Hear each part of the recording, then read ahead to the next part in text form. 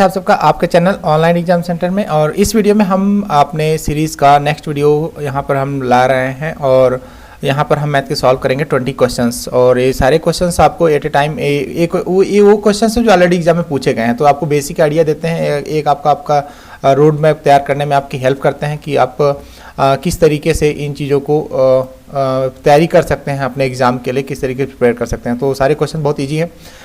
जो इनको math already आती है, जो मैथ स्ट्रीम से थे, उनको तो ये क्वेश्चन लगाने की आवश्यकता ही नहीं, वो ऑलरेडी कर सकते हैं इसको। बट जो लोग मैथ छोड़ दिए थे उनके लिए वीडियो काफ़ी हेल्पफुल होना है। तो अगर आपको रेगुलर आपको चाहिए, वैसे भी आप चाहे मैथ के भी हों चाहे ना भी हों, मैथ अच्छे से आती हो तो भी उनको एक जानना जरूरी होता है कि किस प्रकार के क्वेश्चन एग्जाम में आते हैं, जिससे उनको एक तैयारी करने का पूरा अनुमान उनको लग जाता है। ठीक है, तो हम इसमें क्या करेंगे, यहाँ पर हम चलिए स्टार्ट करते हैं आज का वीडियो। इसमें हम आपको क्वेश्चन दिया गया कि एक व्यास दिया गया है, ठीक है, किसी सर्कल का व्यास दिया गया जो कि 4l+2 है, और आपको यहाँ से इसका रेडियस पूछ रहा है, त्रिज्या है ना, त्रिज्या पूछ रहा है आपसे। तो त्रिज्या और जो व्यास होता है उसका रिलेशन बहुत ही आसान होता है कि जो 2 टाइम्स अगर हम r करते हैं तो हमें मिल जाता है डायमीटर, और हमें यही दिया हुआ है। तो 2 टाइम्स r की वैल्यू, यानी हमें डायमीटर की वैल्यू दी हुई है 4l+2, तो हम यहाँ पे सॉल्व करेंगे तो r की वैल्यू मिल जाएगी 4l+2 डिवाइडेड बाई 2। ठीक है, और यहाँ पर ऑलरेडी ये आंसर दिया हुआ है आपका, बट अगर ये नहीं दिया होता तो आपका 2l+1 आंसर भी यहाँ पर हो जाता, वो भी सही आंसर होता आप अगर डिवाइड करते फर्दर 2 से। नेक्स्ट क्वेश्चन में एक ही वर्तमान उम्र 10 वर्ष तथा उसके नहीं, एक ही वर्तमान उम्र एवं 10 वर्ष पश्चात की उम्र का अनुपात 4:5 है। मतलब अगर वर्तमान उम्र की अगर हम बात करें तो पहले आप क्वेश्चन को जब मैं सोल्यूशन बताता हूं तो आप थोड़ा सा इसको पॉज करके आप खुद ट्राई कीजिए, फिर इसको आगे बढ़ाइए, इससे आपको थोड़ा सा प्रॉफिट होगा, इससे आप खुद लगाएंगे और खुद इसका सही आंसर का अनुमान लगा सकते हैं। हालांकि इस पीडीएफ को मैं डिस्क्रिप्शन में दे दूंगा, आप वहाँ से भी डाउनलोड कर सकते हैं, और साथ में आप बाकी खुद से भी इन चीज़ों की तैयारी कर सकते हैं। तो चलिए हम यहाँ पे देखते हैं कि वर्तमान आयु अगर हम x मान लें तो 10 वर्ष पश्चात इसकी उम्र हो जाएगी x+10, और अगर हम रेशियो निकालेंगे 4:5 तो ये हो जाएगा, क्रॉस मल्टीप्लाई करेंगे इसका हम, तो 5x इक्वल टू हो जाएगा 4 मल्टीप्लाइड बाई x+10, और फिर हम जब इसको फर्दर सॉल्व करेंगे तो 5x इक्वल टू हो जाएगा 4x प्लस यहाँ पे हो जाएगा 40। तो ये 4x जब इस साइड आएगा तो इसका साइन चेंज हो जाएगा, यहाँ पे प्लस है तो हो जाएगा माइनस, यानी 5x माइनस 4x हम करेंगे और यहाँ पे हो जाएगा 40। तो सीधी सीधी बात x इक्वल टू 40 हमारा आंसर आ गया, हमें और कुछ सॉल्यूशन नहीं निकालना पड़ा। और यही हमसे पूछा गया है कि वर्तमान उम्र क्या है, तो हमने वर्तमान उम्र यहाँ पर हमारी निकल गई, वर्तमान उम्र हमारी होगी 40 ईयर्स, जो हमने x शुरू में माना था। अगला प्रश्न है -95 में से 103 घटाना है। तो सीधी सीधी बात है कि जब हम इसको लिखेंगे -95 में से घटाएंगे प्लस 103, तो हमारा हो जाएगा यहाँ पर -95 माइनस प्लस माइनस मल्टीप्लाई करेंगे तो माइनस हो जाएगा, और यहाँ पे हो जाएगा ब्रैकेट एक्चुअली ओपन हो जाएगा। ठीक है, तो यहाँ पे हो जाएगा 103। हम यहाँ पे माइनस अगर कॉमन निकाल लें तो अंदर बचेगा 95 प्लस 103, और अगर सिंपली इसको सॉल्व करें तो हो जाएगा 198। और बहुत ही आसान है, बहुत ही सिंपल है, बट लोग इसमें गलती क्या करते हैं कि उनको माइनस प्लस का कॉन्सेप्ट ही नहीं पता होता है। ठीक है, तो वो इसको ठीक से नहीं लगा पाते। बहुत लोग हो सकता है कि 103 में से 95 घटा दें, तो ऐसा नहीं करना है, आपको उसके साइन को भी समझना है। अगला प्रश्न है कि यदि 20 पुरुष एक पुल का निर्माण 24 दिन में कर सकते हैं, यानी पुरुषों की संख्या 20 है और ये 24 दिन काम कर रहे हैं, तो अगर 20 लोग ना काम करते, एक ही बंदा काम करता, तो टोटल कितना काम करना पड़ता उसको? टोटल उसको 20 गुणे 24 इतना काम करना पड़ता है। अगर आप इस तरीके से समझ रहे हैं, या यूँ कहिए 20 लोग जो 24 दिन में काम करेंगे उसको हम इस तरीके से काउंट करते हैं। ठीक है, और इसी तरीके से यहाँ पर है कि अब अगर 32 लोग काम कर रहे हैं तो कितने दिन में काम करेंगे, लेकिन यहाँ पे ऐसे 2 पुल का निर्माण करना है। ठीक है, क्वेश्चन आप देख लीजिए, फिर आप इसको सॉल्व कीजिएगा कि 2 पुल का निर्माण करना है। फिलहाल हम एक पुल के निर्माण करने में कितना समय लगेगा वो पता कर लेते हैं।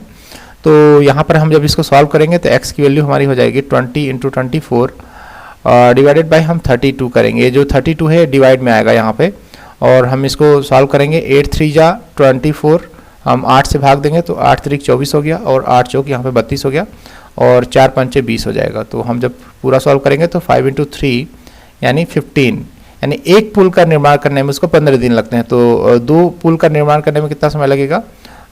2 गुणे 15 यानी आपको 30 डेज लगेंगे। तो यहाँ पर ध्यान दीजिएगा कि 15 दिन भी ऑप्शन में था, बट सही उत्तर आपका 30 डेज होगा। बहुत सारे लोग इस चीज़ को भूल जाते हैं, क्वेश्चन तो सॉल्व कर लेते हैं। अब सोचिए कि अगर आपका एक नंबर गलत हुआ तो आपको वहाँ पर -1/3 या 1/4 आपका होगा।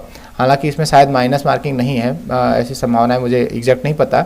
बट यहाँ पे अगर माइनस मार्किंग अगर होती किसी क्वेश्चन में, तो सोचिए आप इसको तो आप छोड़ ही रहे हैं और माइनस में भी जा रहे हैं, तो इसका आपका बहुत बड़ा नुकसान होता है। तो सबसे पहले जो चीज़ मेन करनी है वो आपको क्वेश्चन ध्यान से पढ़ना है। अगर आपको मैथ अच्छे से आती है तो फिर आपको गलती की गुंजाइश नहीं छोड़नी होगी, क्योंकि ऐसे एग्जाम में जहाँ पर कई लाख लोग बैठ रहे हो, 200 लोगों का सिलेक्शन होना हो, तो उसमें ऐसी गलतियों की कोई गुंजाइश उसमें नहीं छोड़ी जा सकती। तो इस बात का आपको ध्यान रखना है। अगला प्रश्न है कि 3 क्यूब हैं आप side 4 centimetre each are joined to in, यानी 4 सेंटीमीटर भुजाओं वाले प्रत्येक 3 घन एक घनाभ से शुरू के अंत तक जुड़े हुए हैं। यानी 3 घन हैं और शुरू से अंत तक इस तरीके से जुड़े हुए हैं। मान लीजिए अगर हम इसकी बात करें कि एक यहाँ पे इस तरीके का क्यूबॉइड हो गया, ठीक है, तो कई सारे घन होंगे। यहाँ पर हम इनको ज्वाइन करते हैं, हमने सीधा सीधा बना दिया, हमको थोड़ा सा ऊपर नीचे बनाना चाहिए था, तो हम इसको थोड़ा यहाँ बनाते हैं, ठीक है, सपोज समझाने के लिए। यहाँ पे हमें शायद लेना पड़ेगा मार्कर, सॉरी। और हम इसको अगर यहाँ पे बनाते हैं इस तरीके से, तो एक क्यूबॉइडल शेप में बनेगा, ठीक है। हम इसको ज्वाइन करेंगे इससे, इसको ज्वाइन करेंगे इससे, इसको ज्वाइन करेंगे इससे और इसको ज्वाइन करेंगे इससे, तो ये हो गया क्यूबॉइड शेप। और इसमें 3 घन है, यानी एक घन यहाँ पे मान लीजिए ब्रेक करते हैं अगर हम, और एक घन हम यहाँ पे ब्रेक करते हैं, तो 3 घन है। तो एक घन मतलब एक घन की जो लंबाई चौड़ाई ऊंचाई है, मतलब सारी जो लेंथ है वो सेम दी गई है, आपको यहाँ पे दिया हुआ है 4 सेंटीमीटर, ठीक है। ये 4 सेंटीमीटर का एक है, तो यहाँ पर लेंथ कितनी हो जाएगी टोटल, 4 + 4 + 4 यानी 12 सेंटीमीटर की तो लेंथ ही हो जाएगी। और यहाँ पे हाइट भी 4 सेंटीमीटर ही रहेगी, क्योंककि हाइट तो चेंज हो नहीं रहा। और ब्रेड्थ की भी बात करें तो 4 सेंटीमीटर ही रहेगा, ठीक है। अब इसमें पूछा क्या है कि परिणामी घनाभ का पृष्ठफल, यानी ये जो आपने जो क्यूबॉइड बनाया है, surface area of resulting cuboid and total surface area of 3 cubes are in respective ratio. Total surface area of 3 cubes, यानी 3 क्यूब अगर अलग अलग रखे हुए होते, लगभग कुछ इस तरीके से 3 क्यूब अलग अलग रखे हुए होते। यहाँ पे मेरा एक क्यूब जैसे नहीं बना, बट आप एज्यूम कीजिए ये दूसरा क्यूब है और एक इसी तरीके का एक तीसरा क्यूब भी है। तो इन तीनों का अगर हम एरिया निकालते, सेम क्यूब है, तो टोटल सरफेस एरिया कितना होता है एक क्यूब का होता है 6L², ठीक है। या अगर साइड A कहें अगर, तो 6A² होता है एक क्यूब का। तो 3 क्यूब का कितना हो जाएगा, 3 × 6A² हो जाएगा। और यहाँ पे A की वैल्यू आपको दी गई है 4 सेंटीमीटर, तो A हो जाएगा 3 × 6 × 4 × 4।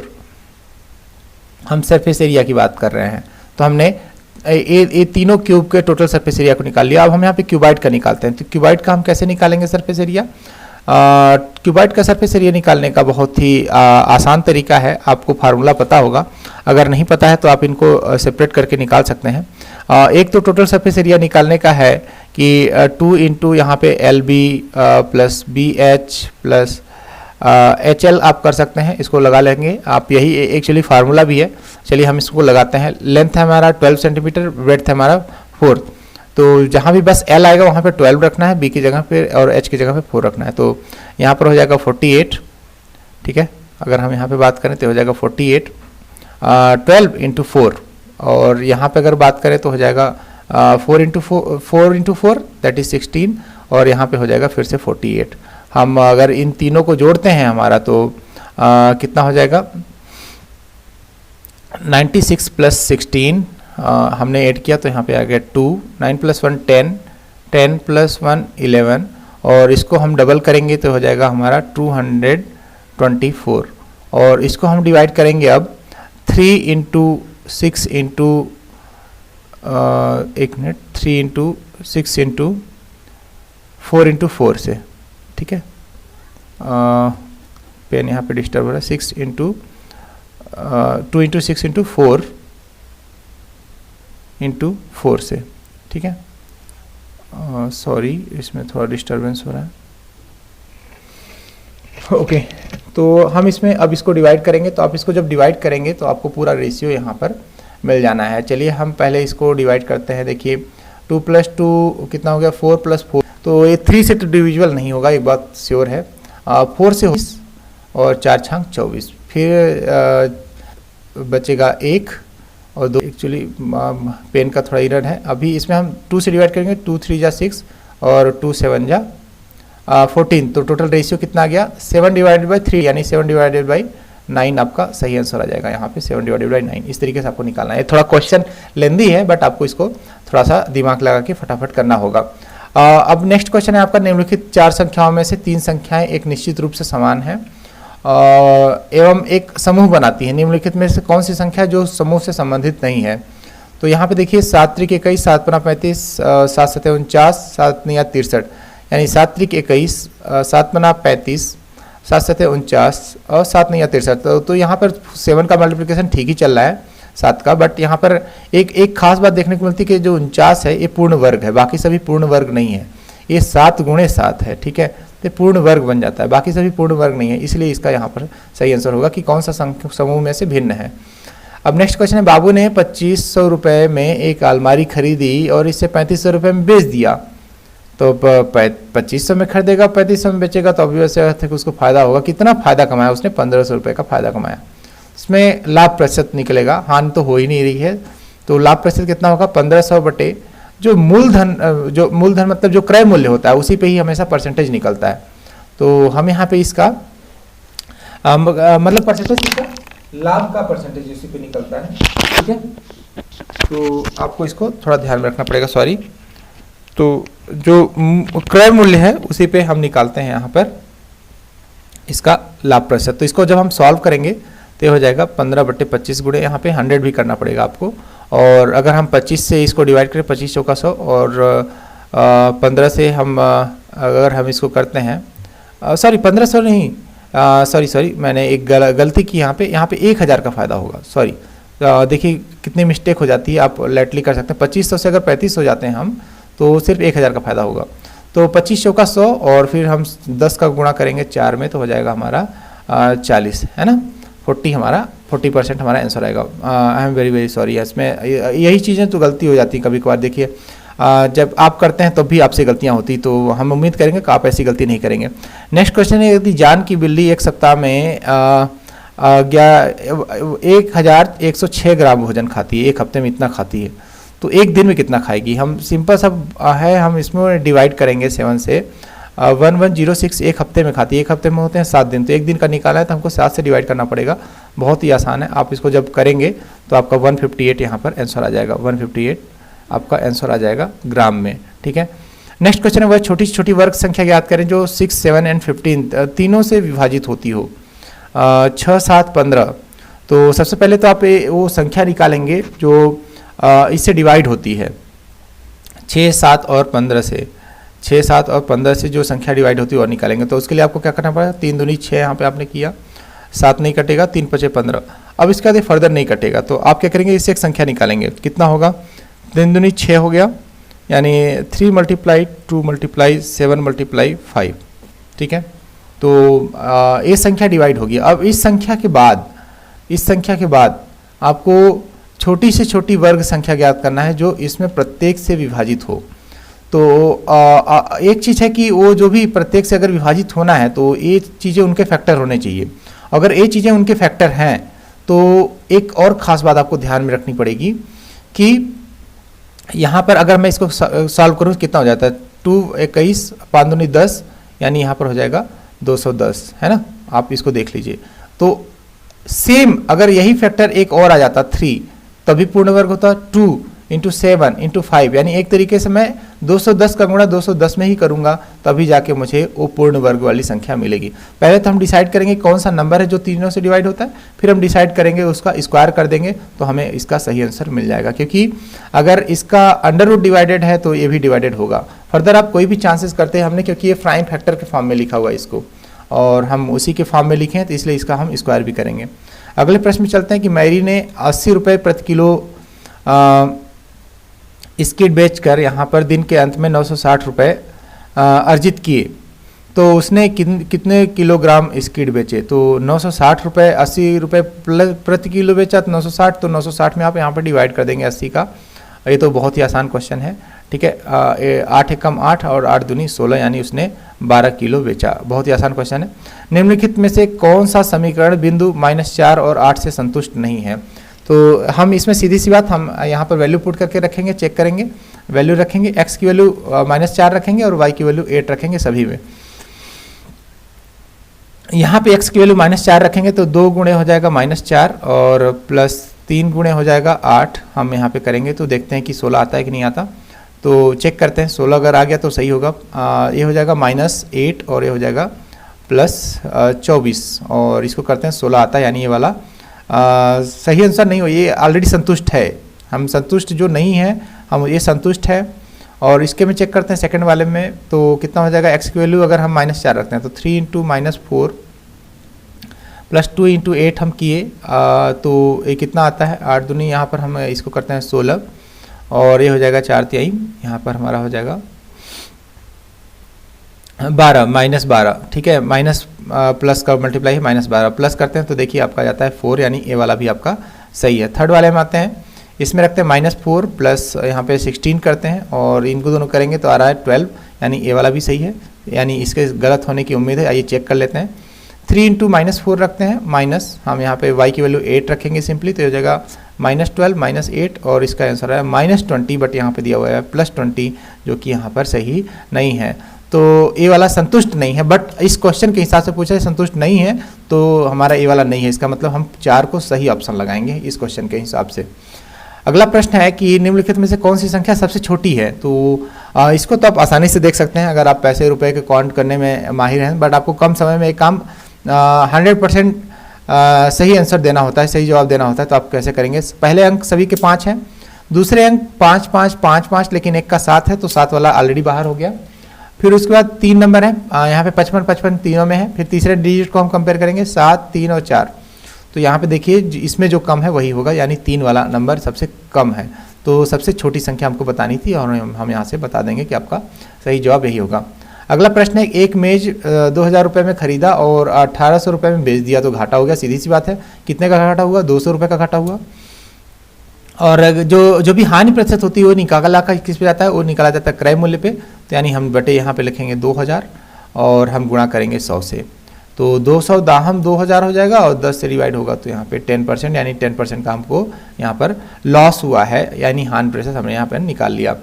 अगला प्रश्न दिया हुआ है आपका 11 गुणे -34 है, -12 गुणे 34 है और प्लस यहाँ पे -34 गुणे -24 है। तो एक काम हम यहाँ से कर सकते हैं, हम एक काम कर सकते हैं सब में से हम -34 कॉमन निकाल लें अगर हम, तो देखिए क्या होता है। ठीक है, तो हमने -34 हमने सबसे कॉमन निकाल लिया और ब्रैकेट के अंदर क्या बचेगा? पहले वाले टर्म में बचेगा 11, इस वाले टर्म में बचेगा हमारा सिर्फ +11, दूसरे वाले टर्म में हमारा बचेगा +12 और तीसरे वाले टर्म में हमारा बचेगा -24। ठीक है, ये सब चीज़ें ऐसे ही आ जाएंगी और नीचे इन दोनों को ऐड करेंगे, -10 प्लस -7 हो जाएगा -17। अगर हम इसको सॉल्व करें तो ये हो जाएगा, यहाँ पे माइनस माइनस कट जाएगा और 17 दूनी हो जाएगा यहाँ पर 34।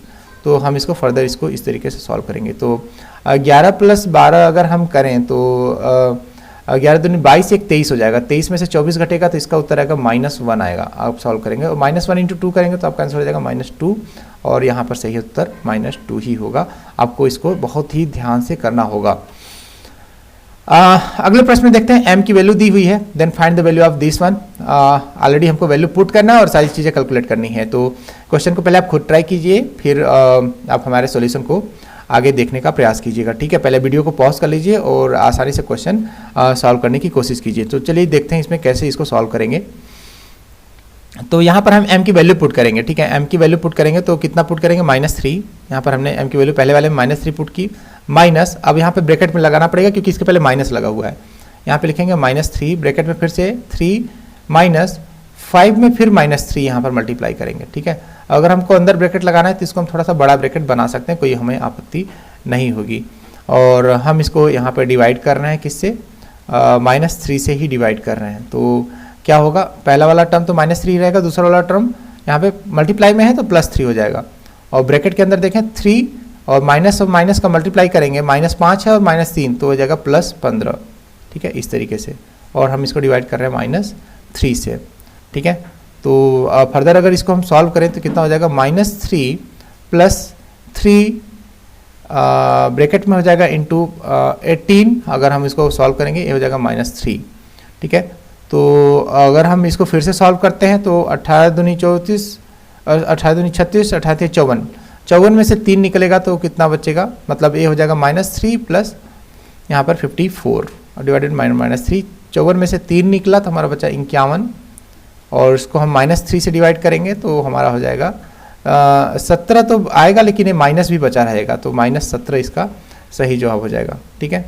तो यहाँ पर हमारा -17 इसका सही आंसर है। नेक्स्ट क्वेश्चन है कि सॉल्व कीजिए, इसको कितना आएगा, 2 की पावर 3, 3 की पावर 3 और इसका भी स्क्वायर है इंटू 9 इंटू 4। तो हम इसको जनरली इसको सॉल्व करने की कोशिश करते हैं। देखिए 2 की पावर 3 इंटू 3 की पावर 3 क्या होता है, एक्चुअली आपको पता है कि ये 6 की पावर 3 हो जाएगा, ठीक है। और इसके भी हमने यहाँ पर स्क्वायर लगाना है इसके बाद, यानी नेक्स्ट प्रोसेस में। अगर मैं इसको कम करके लिखूँ तो 6 की पावर 3 की पावर हम यहाँ पर लगाएंगे स्क्वायर, और इंटू 9 को हम क्या लिख सकते हैं, 3 की पावर 2, और 4 को लिख सकते हैं 2 की पावर 2, हम इस वाले पोर्शन को, और इन दोनों को हम अगर मिलाएं तो 6 की पावर 2 हम लिख सकते हैं, यानी यहाँ पर क्या हो जाएगा, 6 की पावर 2 हो जाएगा। और जब पावर की पावर होती है तो मल्टीप्लाई हो जाती है, तो ये हो जाएगा 6 की पावर 6 और मल्टीप्लाई करेंगे 6 की पावर 2। तो ओवरऑल जब हम सॉल्व करेंगे, जब बेस सेम हो दोनों तो वो पावर जुड़ जाती है, तो ये हो जाएगा 6 की पावर 6 + 2, यानी ये हो जाएगा 6 की पावर 8। तो आपका 6 की पावर 8 इसका सही आंसर होगा। अगला प्रश्न है कि आप सॉल्व कीजिए 18 गुणे जो 45 है इसका जब क्यूब निकालेंगे तो जवाब आपका क्या आएगा। तो देखिए बहुत ही आसान तरीका है, बट इसको आपको सॉल्व करने के लिए थोड़ा सा दिमाग लगाना पड़ेगा। आप चाहे तो इसको प्राइम फैक्टर में कन्वर्ट कर सकते हैं और 5 और 2 को अलग कर सकते हैं, ठीक है।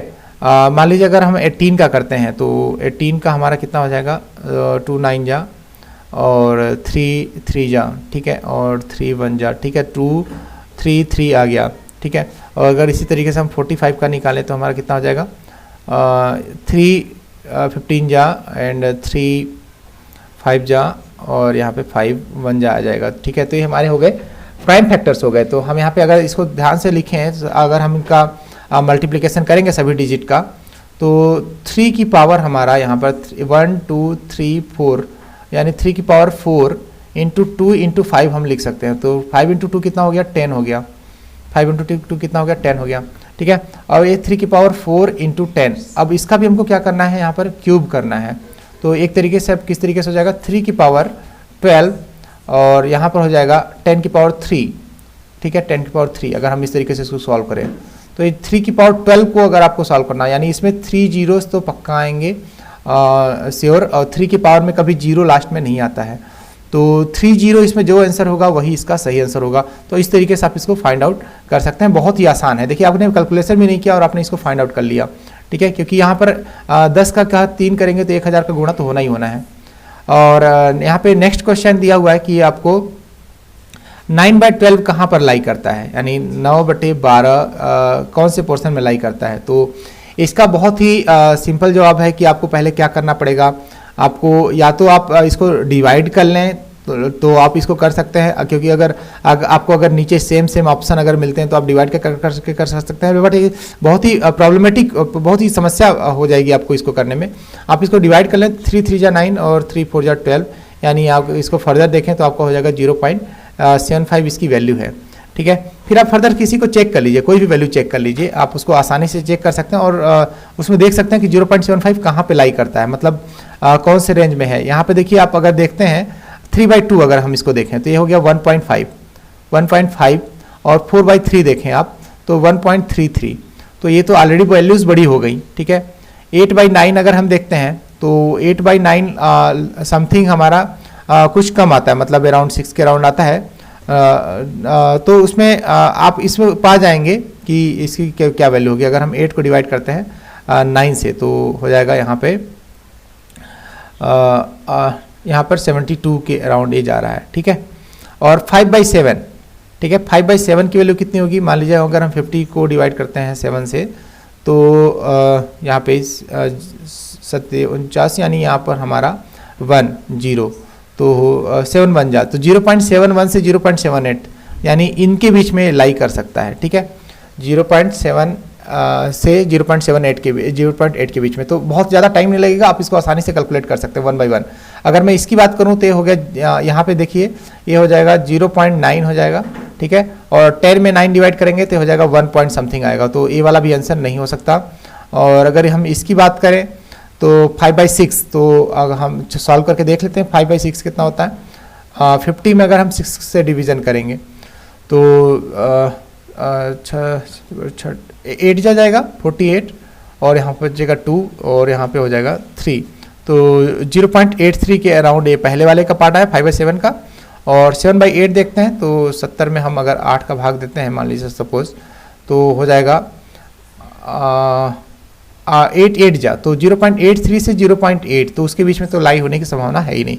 तो इस तरीके से आप इसको रैंडम चेक कर सकते हैं, और हो सकता है आपका जल्दी आंसर मिल जाए, हो सकता है थोड़ा सा देर से मिले, बट श्योर आंसर आपको मिलेगा, करेक्ट आंसर मिलेगा। अगर आप एलसीएम वगैरह के चक्कर में ऐसे क्वेश्चन में जाएंगे थोड़ा सा फंस भी जाएंगे।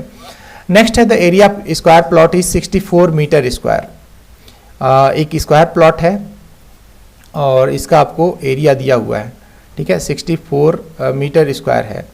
Find the perimeter of the plot.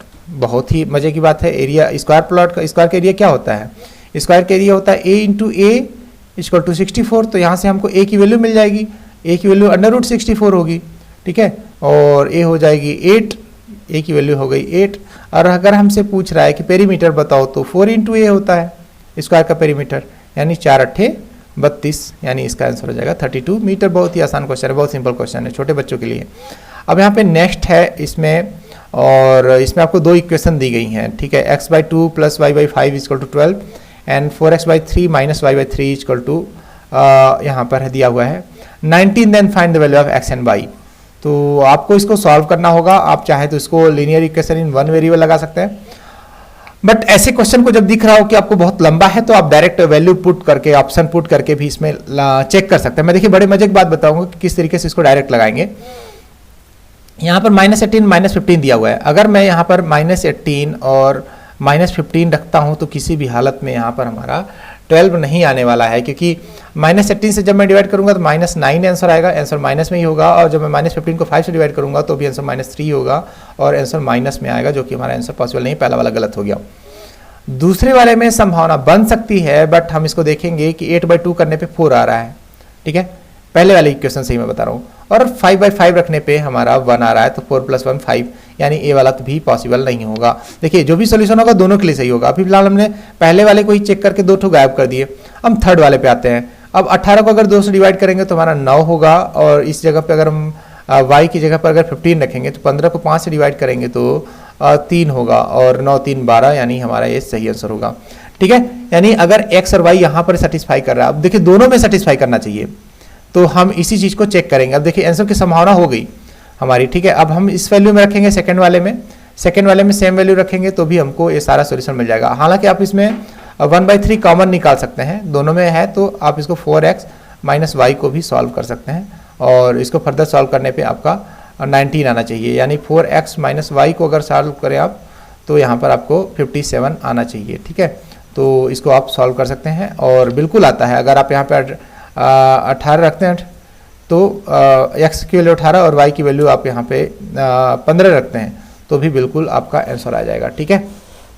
आप इसको सॉल्व कर लीजिए, इसीलिए आपका ए वाला आंसर होगा। और इस पीडीएफ को मैं डिस्क्रिप्शन में दे दूंगा, आप वहाँ से इसको डाउनलोड कर सकते हैं, और वहाँ से डाउनलोड करके इसको पहले प्रैक्टिस कीजिए, फिर आप हमारे सारे सॉल्यूशन को देखिए। और मैं किस तरीके से करता हूँ ये आप ट्रिक देखिए उसका, उसमें जो भी चीज़ हम आपको इन्वॉल्व करते हैं वो चीज़ें देखिए।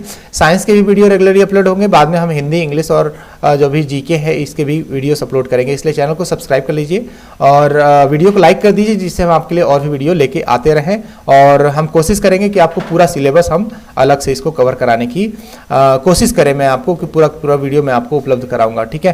तो आपको इसमें और क्या सुविधा चाहिए, मैं आपको क्या प्रोवाइड करवा सकता हूँ, कृपया कमेंट बॉक्स में जरूर बताएं, इससे आपको भी फायदा होगा और हमको भी फायदा होगा। और डिस्क्रिप्शन में मैं आपको अपने जितने भी चैनल हैं उनसे जुड़ने का मैं आपको लिंक दे दूंगा। आप हमारे टेलीग्राम चैनल से भी जुड़ सकते हैं, बाकी चीज़ों से जुड़ सकते हैं, और आपको वहाँ से बिल्कुल भी प्रॉफिट होगा, ठीक है। सारे लिंक आपको डिस्क्रिप्शन में मिल जाएंगे। तो मिलते हैं आपके साथ नेक्स्ट वीडियो में, तब तक के लिए बहुत बहुत धन्यवाद।